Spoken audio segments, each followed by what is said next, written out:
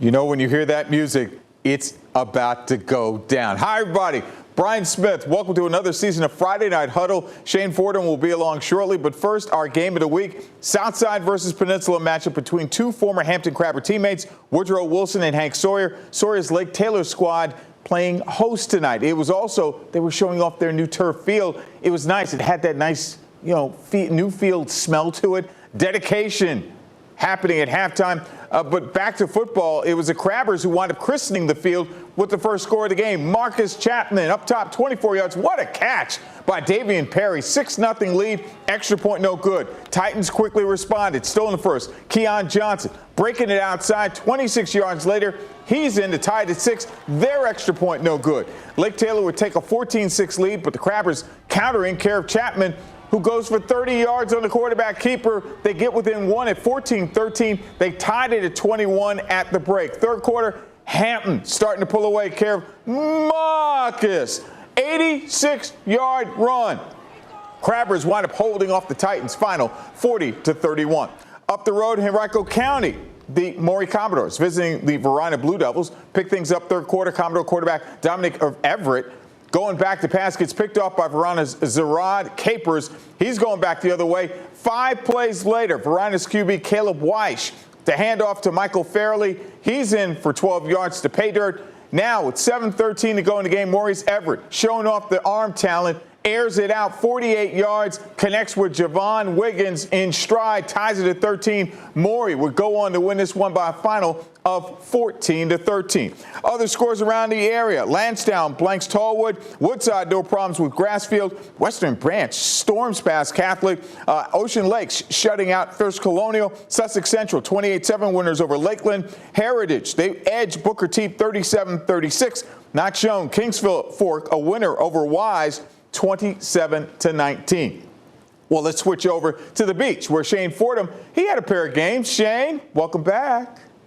B. Smith, it feels good to be back. Football season is back. We're back for Friday Night Huddle. Looking over at the Southside, Green Run hosted Kellum. Both teams eyeing a 2-0 start to the season in week 2. So now late in the first quarter, second down, both teams held scoreless through most of the quarter. Neither defense wanted to give up a score first, but somebody had to. Quarterback Luke Ashcraft finds Xavion Cleveland. Cleveland just going to work, bobbing and weaving his way through the defense. Green Run gets on the board first. They would go for 2, but don't convert. Kellum on the other end. Second quarter now, Drew McIntyre lofts one high to Aaron Smith. He comes down with it, puts the Knights in scoring range. Knights can't get the touchdown, but they get the field goal to make it 6-3. Late in the second, Green Run looking to extend their lead. Ashcraft takes Xavier Clark for the screen. Convoy Diggs, he has nothing but room. 65-yard catch and run touchdown. Now switching over, Bayside hosting Cox now for their blackout game.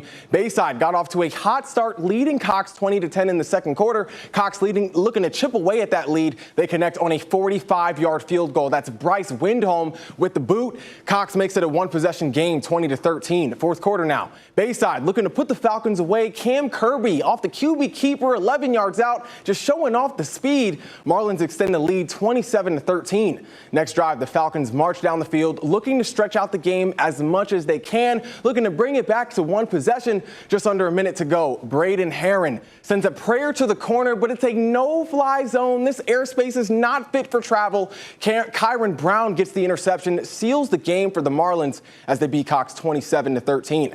Now looking at scores from around the area, Churchland beats Bethel in overtime 29-28. Dinwiddie beats Granby 55-6. Kempsville wipes Princess Anne 56-0. Hickory beats Manor 23-0. But B. Smith, we got some more ball to talk about, don't we? Oh, we got plenty more. You kidding me? Still to come on Friday Night Huddle. A couple of key matchups on the Peninsula. An intriguing matchup between Oscar Smith and Warwick. We mentioned intriguing matchup. Oscar Smith breaking out to an 18-0 lead over Warwick. Tajay Curtis breaking off a nice run for good yardage. Quarterback Lonnie Andrews, his quarterback, passed for 291 yards, 3 scores. The Raiders did manage to get on the board. Second half, Zaire White Epps breaking free, gets inside the 10-yard line, but they wind up falling short. Warwick losing 24-6. B. Smith, we're staying on the Peninsula. War Hill taking on Lafayette. Both teams looking for their second straight win. First quarter, Taylon Leach delivers the moonshot to Skylar Brooks. That is a 67-yard touchdown pass from Leach to Brooks. Lafayette gets on the board first. Same quarter from 10 yards out. I formation. Defense should smell run here, but at the end of the day, it doesn't matter. Breon Stokes, he ends up getting the touchdown for Lafayette. Sheds a tackle across the goal line for 6. Lafayette goes on to beat War Hill 24-6.